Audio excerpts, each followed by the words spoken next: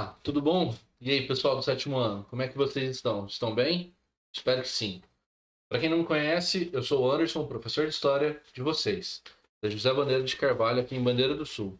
E é o seguinte, vamos começar então o nosso PET, né? O PET de 2021. Tem algumas mudanças. Primeira coisa que eu vou querer mostrar para vocês é o seguinte. Temos aqui então o regime de estudos, né? Não presencial, o REAMP, tá? Essa página aqui, ó, Estude em Casa, é onde vocês podem baixar todos os PETs aí para poder fazer, ok? Para poder estudar. O livro de vocês é este daqui. Só um minuto que a câmera tem que ir lá para lá. Opa. Esse daqui, tá? Livro do sétimo ano, ok? Então vejam vocês. Infelizmente, como o ano passado as coisas não estavam muito boas, não estavam muito certo, a matéria do sétimo ano vai revisar um tanto de coisa do sexto ano. Fica tranquilo, a gente vai rever junto. É bom que você tenha a oportunidade de aprender o que você não aprendeu e a gente vai tentar fazer o mais rápido possível isso, ok? Mas o PET do sétimo ano, o primeiro PET, né, o primeiro volume, ele tem 3 atividades que remetem ao livro do sexto ano, tá? Ao livro que eu fui escolher para vocês. E é isso daqui, ó. Para vocês, só um instante. Tá aqui, tá? Quem lembra da capa dele? Então, aí esse ano a gente vai ter que voltar um pouquinho nele aqui, principalmente no início desse primeiro patch. O que é o início do primeiro patch? Vamos lá. Mana 1. Muto.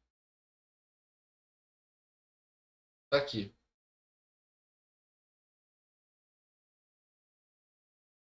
A proposta da produção, né? Desculpa.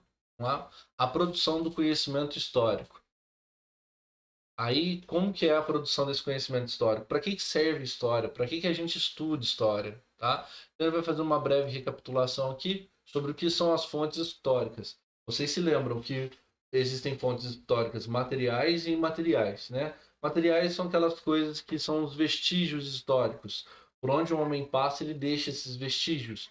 Pode ser uma arma, né? Pode ser um estilingue, pode ser uma flecha, pode ser um arco, pode ser um instrumento musical, um tambor, pode ser também cumbucas que eles usam para comer, os primeiros homens, né? Os homens das cavernas vão usar ali fundo de coco, fundo de algumas sementes ali para poder se alimentarem. Vão produzir algumas colheres, né? Algum tipo de utensílio ali para mexer a comida. Então, tudo isso vai deixando vestígio histórico. Isso são documentos históricos materiais, serve para contar a história do homem e do comportamento humano, né? Os imateriais são aqueles que são contados de tempos em tempos, a fé, a crença, as histórias que vão passando de geração em geração, ok? Bom, tudo isso vai gerando, então, uma identidade para um povo, para uma cultura. Depende também, né, de como o tempo vai agir sobre aquelas coisas, gera memória histórica, memória do povo, né? E conhecendo tudo isso, sabendo de tudo isso, você se torna um cidadão que tem mais consciência da sua história, de onde você veio, da sua identidade histórica, de como você é um agente transformador dessa história no dia a dia, ok? Não é? São esses os fundamentos que nos levam para a aula de hoje. Então, a gente tem a história para um caminho, né? Para um caminho de cá, isso, lá, ver se eu consigo fazer isso, hein? Ó, tô arriscando muito aqui, tô sendo ousado nesse momento. A história que vai pro lado de cá, ela pensa na ciência, nas fontes escritas, nas fontes orais, nas fontes iconográficas, tá? Um tipo de história aí um pouco mais de registro físico. E a outra história é a história que vai para a memória, é aquela que é contada através da oralidade que eu disse para vocês. Aí, né, os sujeitos históricos vão reproduzindo ela com o tempo. São diferentes formas de apontar como a história passou, como as coisas aconteceram, certo? Mas tem que lembrar sempre que história é uma ciência, tá bom, gente? Não é feita de qualquer jeito. Aqui tem algumas sugestões, né? Livro que eu gostei muito aqui, ó, que está de sugestão para vocês, é do Vavi Pacheco, O que é História, ok? Bom, O livro, então, do ano passado fala sobre tecnologias, né? As diferentes formas de aplicar as técnicas, as mudanças dessa aplicação. Aí vai falar um pouco do porquê estudar história, eu já expliquei para vocês. Conhecer a nossa realidade atual, né? Para ver de onde a gente veio e por que estamos aqui. As diferentes marcações do tempo, né? Aí vocês vão ter o tempo cronológico, o tempo do clima, que foi que tem a mesma origem, né? Através da observação do tempo clima, começou-se a criar a divisão do tempo cronológico, dias, meses, estações do ano, essas coisas. Bom, e o tempo histórico, ok? Ele é dividido em várias partes aí. Eu vou dar um zoom aqui para você se lembrar, é importante. Os livros didáticos, eu sempre vou mandar para vocês partes desse livro didático. Eu quero que vocês utilizem ele, mas ele vai ter esse daqui, essa marcação, divulgação, Plano Nacional de Livro Didático 2020, FTD, que é a editora que fez esse livro, tá ok? Eu não estou cometendo nenhum crime, eu não estou pirateando a imagem, porque vocês teriam esses livros na mão. Esse vídeo vai ser divulgado só para vocês. Então, a gente tem a primeira divisão, é a pré-história, né? Aí vai até a invenção da escrita. Depois vem a antiguidade, que ela vai até a queda de Roma, 476.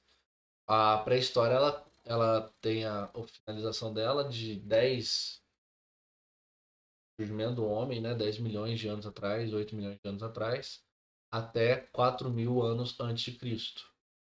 A antiguidade, ela vai durar até 476 anos depois de Cristo.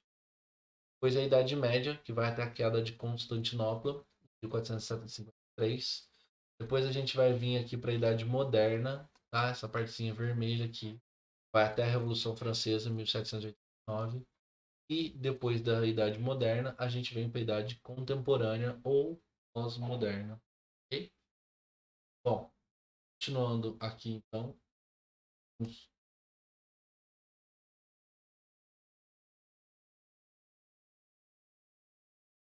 Aqui eu já falei para vocês, né? E as fontes históricas são tudo aquilo que o homem interage com a natureza, desde as coisas mais simples até as coisas mais tecnológicas, mais evoluídas. Isso gera resíduo, gera vestígio. Okay? Esse texto está falando sobre diferentes fontes históricas. Depois, se vocês quiserem, eu vou mandar para vocês lerem.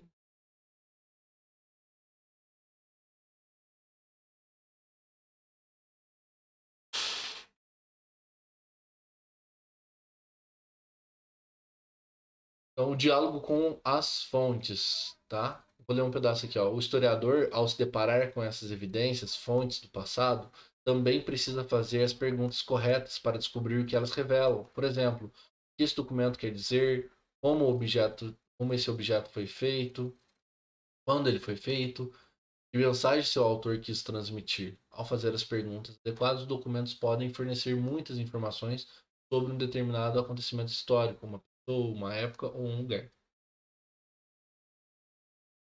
Bom, essa dos fatos. Também é importante que vocês leiam. Tá? Eu vou mandar para vocês esses textos também.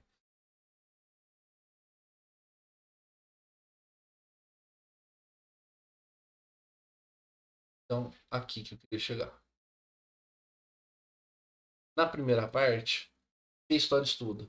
A história estuda espaço e tempo de uma determinada hora, de um determinado lugar, de um determinado indivíduo. Tá? Estuda acontecimentos e os modos de vida ao longo do tempo.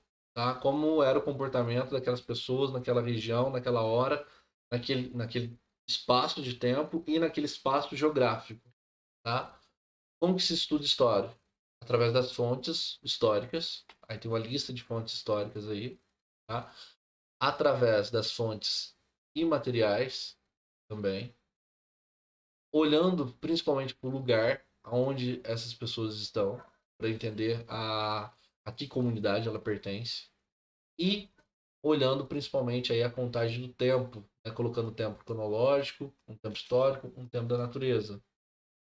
Então ali eu vou localizar no tempo cronológico do calendário. Eu vou colocar também o contexto histórico que estava acontecendo naquela mesma época, naqueles lugares, e quais eram os ciclos da natureza, como a natureza se comportava naquele lugar, né? Por exemplo, Napoleão Bonaparte perdeu uma guerra no território russo durante o inverno. Então ele perdeu para o general inverno. O que isso quer dizer? Que numa determinada época da França, onde o Napoleão Bonaparte estava dominando vários territórios para os franceses, ele foi vencido por um momento de inverno muito rigoroso. Mas não só o inverno, né? Não é o inverno da França, era o inverno da onde ele estava, na Rússia. Por que ele perdeu? Porque ele não se preparou para enfrentar aquela nevasca que estava vindo com tanta força.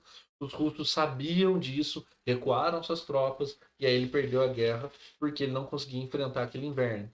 Olha como o espaço geográfico de uma época, de um lugar, pode interferir na história, né, da dominação francesa que estava acontecendo naquele momento.